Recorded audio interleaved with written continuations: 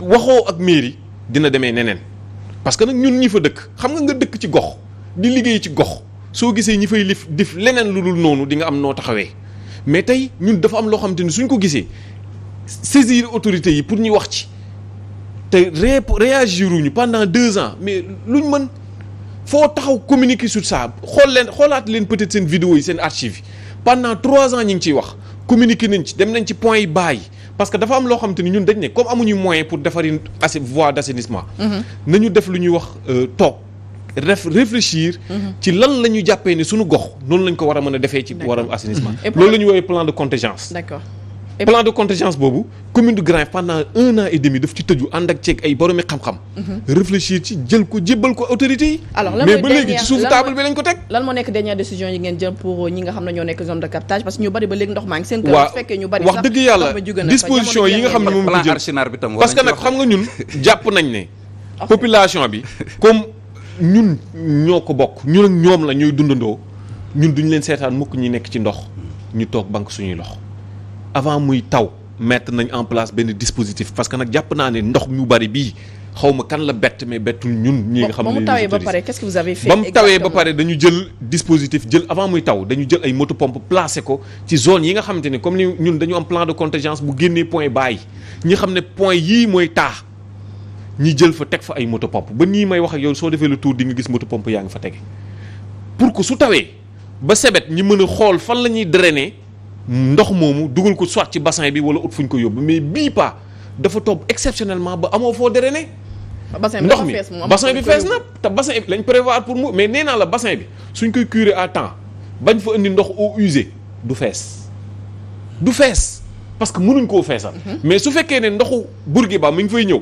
ndoxu Jëppal Derklé ma ngi fay ñëw ndoxu eau usée bi mi ngi fay ñëw te ñaari réseau yu lu bokkul parce que Grand Yoff nag dafa am chance am ñaari réseau assainissement ak réseau eau pluviale mais yeneen communes yi amuñ ko te pourtant du ñu inondé pourquoi ñun ñu inondé en fait non man kañ ci plan Archinard bi ñuy wax la bëggoon ñu wax ci parce que bu fekkente ni am na benn plan boo xamante ne dafa établir na que zone boobu noonu c'est pas destiné à des habitations yaakaar naa Matar Diop defoon na ci benn interview xam ne temps yi sax c'est devenu viral sur les réseaux sociaux voilà bu fekkente ni population bi màgg na màggaay boo xamante mën na woon ñàkk ñu dëkk fa waroon nañ ko aménager de telle sorte que peut-être def comme par exemple dëkk yu mel ne ay Pays-Bas wala Hollande nga xamante ne ci kaw ndox lañ ko tabax en tout cas fexe ba vraiment population bi nga fa dëkk duñu am jafe-jafe parce que prince lu jëm ci wàllum cadre de vie finalement da ngay laajte ñi ñu ko dénk sax bànqaas yooyu lan la ñuy liggéey en réalité c'est comme exemple technopole bi la ñuy joxe rek nga xamante ne li mu dajale réserve foncière la réserve forestière la réserve hydraulique la mënoon nga jógee secteur bu mel ni Pikine wala Guédiawaye dem directement Parcelles Assainies sans pour autant que nga jaar autoroute mais loolu yëpp peut-être ñi yor wàllum cadre de vie bu ñu ci defoon liggéey bi ci war dina am donc pour man puisque loolu amoon na fi waroon nañ ko aménager de telle sorte que mën nañ sax dëkk ci ndox mi ak dafa kii yëpp mais dinañ ko aménager de telle sorte que départ loolu effectivement départ boobu la ñu xaw a raté ba pare tamit bu fekkente ni am na secteur boo xamante ne tey jot nañu auditer ko man jàpp naa ne secteur assainissement war na ci bokk parce que franchement bu fekkente ni chaque année les mêmes problèmes reviennent da nga na interroger ne domaine bii nag milliards yi ñu ciy injecté lan lay jëriñ parce que bu ñu la nee at 2022 ci biir capitale bi am na ci kër yoo xamante ne oto xaw nuñ koy waxeeti oto xaw ma manque xaw ma lan moo véki waaw xam nga dafa doy waar ci biir capitale ci quartier résidentiel mais le chef de l'État Macky Sall ba mu soog a ñëw au pouvoir am nañu fi créé yi épinglé woon ci li nga xamante ne mooy gestion wu inondation ci affaire phytosanitaire am nañu ci dem ay ñoom ay na ñong ak ñeneen donc espérons que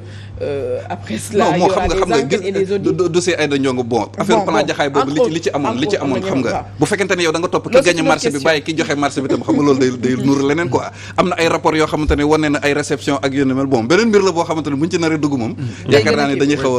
a mais faaw mu yóbbaale question bi nga xam ne moom la Pape laaj muy plan yi nga xam ne moom la gars yi di wax parce que dëkkuwaay aussi buñ ko waxee xëy na bu fekkente ne sax am na service état yoo xam ne ñoom ñoo koy saytu muy fan lañ war a dagg fan lañ war a dagg mais yenn yi aussi ci mairie bi la war a nekk waaw xam nga mairie bi lan lay joxe ci li nga xamante ni moom mooy wàllu dëkkuwaay mooy autorisation de construire maanaam ñu jox la yow ne la képp koo xam dafa war a tabax kayit yii nga war a am moom ngay ñëw indi à la mairie ñu xool ni kayit yi yëpp remplir nañ ko ñu autoriser la loolu rek la ci mairie am ci wàllum suuf ci zone bi nga xamante ne mooy zone u Dakar donc li nga xamante ne moom mooy plan directeur beeg yooyu yëpp état moo ciy réfléchir ni nii laa ko bëgg a defee peut-être wàccee ko ci communes yi def ko benn livre am rek ne leen am commune yaa ngi nii affaire yi mbir maa ngi nii mais li nga xamante ne moom mooy moom lañ ko war a def ci réflexion ba lañ war a di impliquer li nga xamante ni moom mooy les communes naka lañ war a daggee zone de captage nan lañ ko war a defee nan lañ ko mais soo ci impliquer communes yi ñi nga xam ne c'est des techniciens mais mën nañu ñëw nañu bëgg ngeen ko dagg de mais lii su amul jàpp naa ne même su ngeen ko daggee tey lii lay indi muy inondation en permanence te jàpp naa ne war na mën a dañ parce que les questions yi nga xamante ni mooy technique nee naa la ñun plan de contingence bi nga xamante ni moom la ñu proposé à l'État réglé na problème mu zone de captage. muy ban plan la boo xamante ni dañ ko réfléchir waxtaan ci ak ñi nga xamante ni mooy les acteurs ONAS sax bokk na ci ñi ñu doon réfléchir parce que réseau bi ONAS ko moom. entretien bi ONAS ko moom toog nañu nee naa 1 an et demi di réfléchir ci naka lañ war a mën a def ba Grand Yoff dootul inondé. ci plan ñu def ko document délocalisation da cee bokk. non délocalisation bokkul c'est parce que dafa am point yoo xamante ni jàpp nañ ne comme ay point bas la am na loo installation yoo xam soo ko fa defetee lu mu taw ak capacité bu mu am doole dina ko mën a absorber pour yóbbu ko am na point yoo xam jàpp nañ ne du dëkkukaay parce que ndox bi soo xoolee ni muy quitté di daw di ñëw système gravitaire soo toogee fii ci sa balcon fii rek ci studio bi soo fa toogee bunt fool xam nga fu yoon bi di jaar benn yoon la jaar digga day ñëw ba Grand Yoff ba ci front de terre bi ba ci gendarmerie mu tourné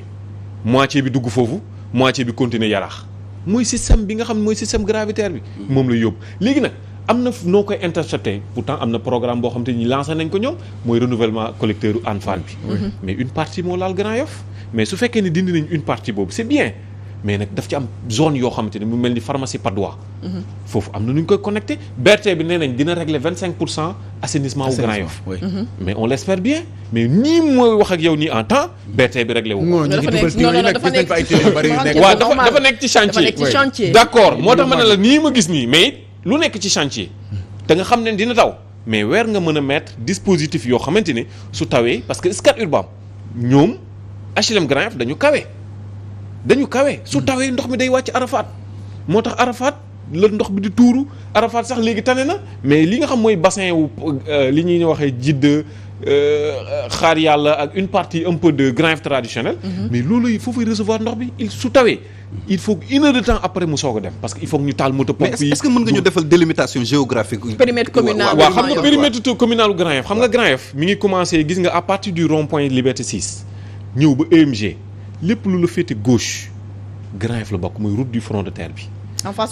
face Walfadjri. c'est-à-dire lu commencé rond-point 6 départ ba EMG. nga tourné EMG ba école Mariama Niass tourné waat école Mariama Niass ba foire ba Camp Leclerc loolu mooy Grand Yoff. ça fait 8 kilomètres carrés. ñu estimé ko ci 400 000 habitants. wax dëgg yàlla kooku jamonaan région la. 400 000 habitants fu ñuy yeewoo. kër yoo xamante ni 4 personnes la ci doon nekk léegi mu am 20 personnes parce que entre temps. tabax nañ ko ay R+8 wala R+7. ñëw leen ci Grand Yoff bi nga xamante ne moo xaw a kawe tuuti mooy les CPI cité Comico Cyprès cité Sonatel R+5 R+6 R+7 mais su fekkee ne ñoom ñëpp seen consommation d'eau seen consommation seen i besoins yëpp day traverser jël canalisation boo xamante ni yaa nga prévoir woon 250 mais ci diggante bi war nga xam ne wax dëgg yàlla dans 2 ans war na nga ko mën a dindi def ko diamètre 400 pour que mu mën a supporter mais su fekkee loolu yëpp ngay déverser biir Grand Yoff traditionnel te ñooñu nga xam ne seen kër yi fenêtre bi daanaka da ngay taxaw sa genou la fenêtre bi di toll mais daanaka ñaa ngi koy remplir soo paree nga ne leen pompé waat leen ko tuuraat ko ci mbedd bi mais am na ay problème hygiène sax yoo xam te ne daf ci am xoolal CTO fi mu ne xoolal CTO fi mu ne en permanence CTO ñëppay jooy yoo ku fa yóbbu sa malade sax soo moytu yooyu yenu la génnee la hôpital bi parce que en permanence noonu la ñuy dundee léegi nag moo tax ñu jàpp ne c'est-à-dire eaux usées bi nga xam moom la ñuy indi ci bassin bi nga xam mooy bassin zone de captage il faut que mu dakk loolu su dakkee rek déjà à partir de mois de mai mois avant ñuy dugg bassin bi day sec. mais est-ce que vous avez essayé de nouer des partenariats pour jéem a ne serait-ce que sax xaw a apporter peu de solutions même su fekkee ne du ce serait pas facile du seen prérogative mais suñu solution mooy lenn ci réflexion ci ay moyens jàpp naa ne tey moto pompe loolu la ñu attan. ak dem di xuus si ndox mi daal di def ay photos. waaw mais déedéet non xam nga lu waral loolu. mais assistance mais seen commune am na xaalis parce que seen périmètre communal. périmètre commercial loolu la ñu foog. périmètre commercial la loolu la ñu foog.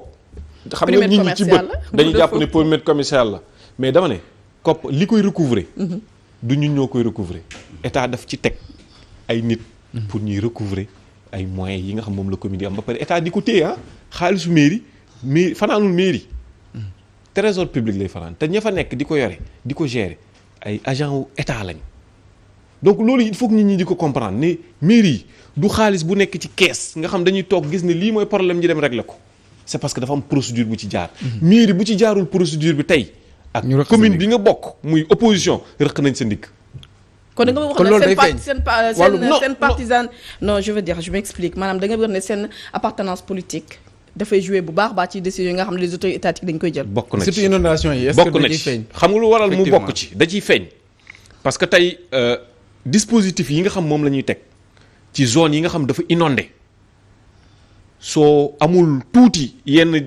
relation yi ak état du yomb. pour le cas de l'ONAS boo la nekkee dans l'opposition ak ku nekk pouvoir. non ONAS service état yi nga xamante ne service yi nga xamante ne ñoom la ñu àndal maa nit ñi relation yi ñu am ak ñoom.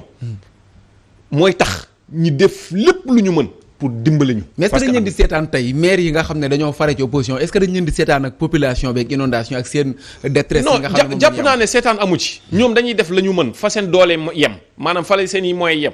parce que soo discuter ak technicien ONAS yi da nga xam ne ñoom ñi ngay def la seen i moyens yem. mais su fekkee ni politique yi ñi ko war a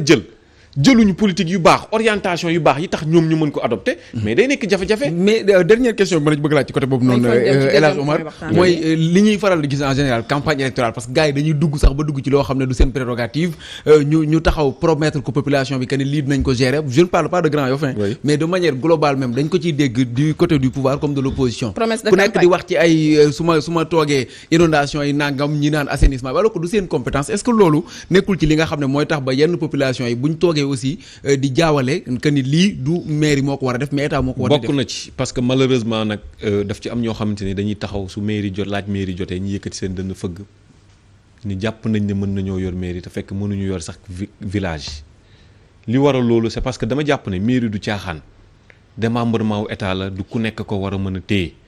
te comme du moment wu du ku nekk ko war a téye dafa bokk ci loo xamante ni gars yi war nañ mën a jël disposition yoo xamante ne tey dina permettre communes yi soo demee ba koy laaj wala ba koy yor mu am accompagnement sax boo xam dina ci war parce que nag ku maîtriser wul domaine de compétence yi nga xam ne moom la ñuy jox mairie mais wax dëgg yàlla soo taxee di man déggu naa ko gis naa ci sax coo xamante ne benn reportage muy taxaw naan non dinaa dagg fii ndox bi nga xamante ne dinañ dagg mbedd bi géej amuleen géej mais dinañ ko dagg ndox bi dex bi mën a ñëw fii man sama commune am na ku fa diggee woon ne bu fa toogee day bu gagné woon les élections locales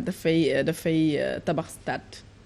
bon pour vous dire donc pour dire que c'est parce que xamuñu lii prérogative mais jàpp naa ne nag population bi nag dañ quelque part dañu naïf